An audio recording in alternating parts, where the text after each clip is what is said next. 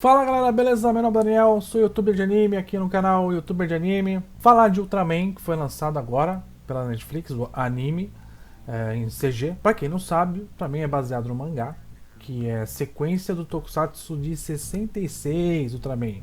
Então tem personagens do Tokusatsu dentro do anime. E a gente está num momento histórico de relativa paz, que é após o Ultraman ter salvo a Terra da ameaça dos alienígenas, mas que aparentemente um novo inimigo está surgindo e aí surge a necessidade novamente de existir o Ultraman. O original, que é o Hayata Jin, teve um filho, que no caso é o Hayata Shinjiro, e o Hayata Shinjiro herdou as habilidades pela genética, aparentemente, do pai. E a história é basicamente sobre esse moleque, dá pra chamar de moleque, aprendendo a lidar com as suas habilidades e conhecendo mais sobre a verdadeira realidade do mundo que ele está inserido e o porquê da necessidade do Ultraman. Primeiro eu vou falar só de umas características técnicas. Primeira parte. CG. Nas horas da ação é muito bom. É um CG de qualidade, dá pra gente aceitar bem. O problema é o background. Então você tem um CG de qualidade nos personagens e nas ações de uma maneira geral, mas o background não acompanha. Tem cena, inclusive, que parece que a imagem não está bem renderizada, sabe? Quando você baixa o jogo e a imagem não renderiza. Quem jogou PUBG sabe do que eu estou falando. E a gente teve algumas questões aí que me ficaram um pouco incomodando durante todo o anime. Os diálogos são muito lentos. Quando eles estão andando, eles andam muito devagar. Quando tem uma cena do Shinjiro acompanhando o Moroboshi, que é um andando atrás do outro, devagar, e a gente vê o caminho todo deles até eles chegarem no lugar. É como se alguém tivesse falado assim, ó. Ô amigão, bota essas cenas aqui em 0.5x, né? Meia velocidade. Porque a gente não tá com muita cena de ação e a cena de ação precisa ser mais rápida. Então desacelera um pouco o CG aqui nessas partes pra gente poder acelerar depois lá na ação. Pode ser? Porque demora demais, eles demoram demais, tem muita pausa entre uma fala e outra. Perde um pouco da dinâmica da ação do diálogo, né? Então essa questão do CG nos diálogos e nas expressões principalmente não foi muito boa. A ação em si tem horas que também o CG dá uma pecada boa. Você tem o cara sendo atingido e não ficando com arranhão nenhum. Sai sangue do rosto dele e não tem arranhão nenhum. Entendeu? Então você tem várias coisas dessas com relação ao CG. Na parte final melhorou bastante o CG nas ações.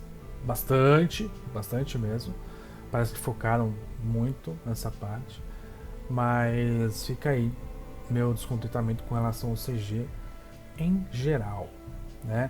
E também com relação à direção. A produção foi feita pela Production IG junto com a Sola Digital Arts. Tivemos dois diretores. O diretor do Ghost in the Shell Standalone, que é o Kamiyama Kenji, e o diretor de Apple Seed, que é Aramaki Shinji.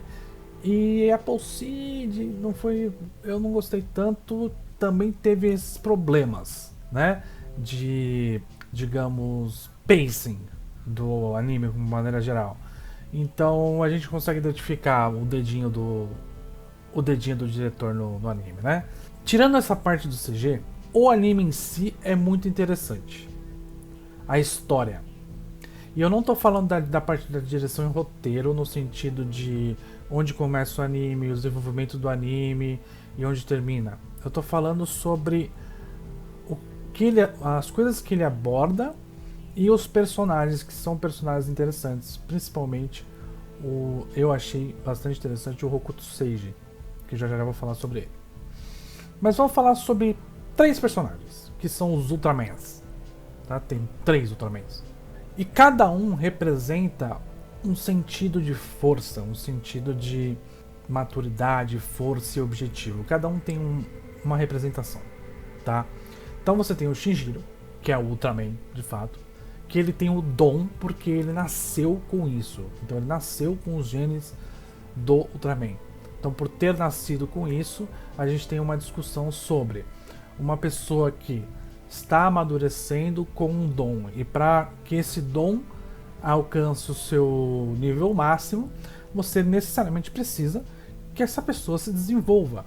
Então o anime é basicamente uma história de como o Shinjiro sai da total imaturidade, preocupações que um Ultraman não poderia ter, né? Porque tem que se preocupar com o mundo. Inclusive o pai dele cita que ser o Ultraman não é uma habilidade, não é um dom, é uma maldição. Porque você tem que se doar, basicamente, a doar a sua vida pelo mundo, né? Então, é uma grande história de aprendizado e o Shinjiro faz várias reflexões de certo e errado, julgamentos se ele deve matar, se ele não deve matar, se alienígenas são ruins, se eles não são ruins de fato. Então ele faz várias ponderações porque ele está aprendendo a lidar com esse mundo novo, que é o mundo que ele é, o Ultraman, né? Então a gente está falando de uma força que é uma força inata dele, e ele está tendo que aprender a lidar com essa força inata. Então essa é a característica principal do Shinjiro e o que é desenvolvido durante todo o anime. A gente tem o Moroboshi, que é o Ultra Seven, e ele representa outro tipo de força, que é a força da maturidade. Ele não nasceu com o dom, mas ele adquiriu força e maturidade o suficiente para virar Ultra Seven. Então você tem uma outra discussão, que é o poder da tomada de decisão, porque o Moroboshi é extremamente decidido no que ele está, os conceitos já estão formados na cabeça dele. Ele já é uma pessoa que está madura com relação aos seus próprios conceitos e objetivos. Então ele representa a maturidade, tanto que ele luta com uma espada, uma pessoa mais conservadora, né? Uma pessoa mais conservadora. Ele é mais conservador porque ele é mais velho, ele teve mais contato com esse mundo onde o Ultraman agora tá inserido, né? Que é o Shinjiro. Então ele tá, digamos, um passo acima, porém ele é extremamente conservador, então ele não consegue... Tem coisas que ele não consegue mais pensar, por exemplo, em ficar na dúvida se ele deve matar um alienígena ou não. Ele não tem dúvida nenhuma, se o cara tá agredindo, ele vai matar e ponto, acabou. Essa é a discussão da força do Moroboshi. O Moroboshi fala muito sobre maturidade e ter decisões, fazer escolhas e utilizar isso como uma força quando você não tem um dom, né? Você aprendeu aquilo, você adquiriu conhecimento suficiente para aquilo e força suficiente para aquilo. Você não tem um dom, mas você consegue lidar com a realidade da mesma maneira. E temos o Hokuto Seiji, que é o Ultraman Ace. E eu não posso dar spoilers, mas eu vou falar da personalidade dele, que é basicamente o seguinte: a força dele tá na força de vontade. Força de vontade e um objetivo claro. Ele tem um objetivo claro, que é vingança. O Hokuto Seiji tem um conhecimento muito maior do mundo em que ele está inserido, onde existem alienígenas, etc., do que os outros, porque ele ficou muito tempo em contato com alienígenas. Então ele tem um conhecimento muito maior do que é um alienígena bom, ruim, mal, né?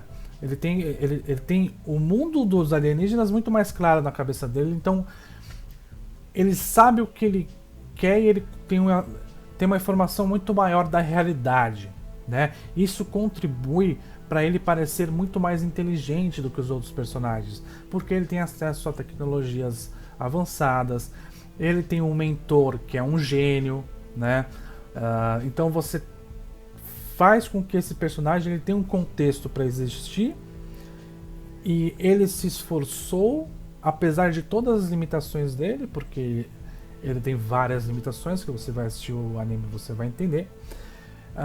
Apesar de todas as limitações dele, a força dele, que é a força de vontade e a força de descobrir a verdade e se vingar, principalmente. E aí a gente está fazendo uma discussão com relação a o quanto um objetivo que pode ser negativo, né, que no caso a vingança, pode te trazer força, e você confundir todo o aprendizado que você teve durante a sua vida por causa desse objetivo, então toda a inteligência que você adquiriu, toda a força que você adquiriu, toda a maturidade que você adquiriu por causa desse objetivo, você confundir tudo isso como a vingança é a força. A vingança não é a força, a vingança é o objetivo, né?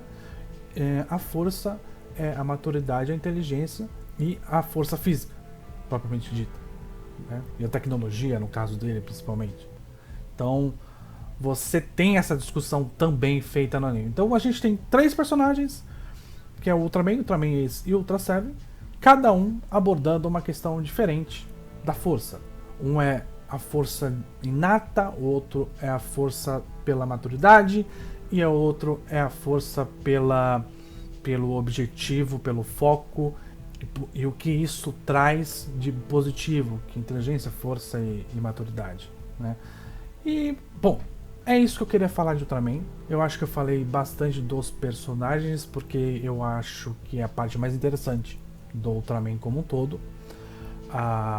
O desenvolvimento dos personagens e como eles interagem entre si, como eles se completam e como eles têm defeitos inerentes à representação de força que cada um deles tem, né? Que cada um deles é.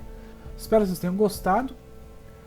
Aqui embaixo nos comentários, por favor, façam comentários. Eu respondo todos. Deixe seu like, se inscreve no canal, aperte o sininho para receber notificação, que vai ter mais vídeos, né? Embaixo também no comentário fixado tem link para Discord, Twitch, que eu faço live às 18 horas todos os sábados.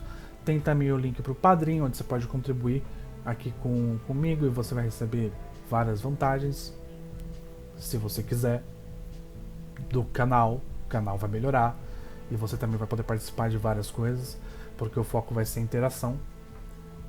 E também o link para a Amazon, onde você consegue muitas vezes mangá com desconto, ou mangá usado que está em boas condições, eles também vendem lá, se não me engano. Mas dá uma olhadinha no link, clica no link se quiser comprar qualquer coisa na Amazon, você comprar um mouse, qualquer coisa, você vai estar ajudando o canal também, tá bom? É isso, galera, muito obrigado, valeu, falou!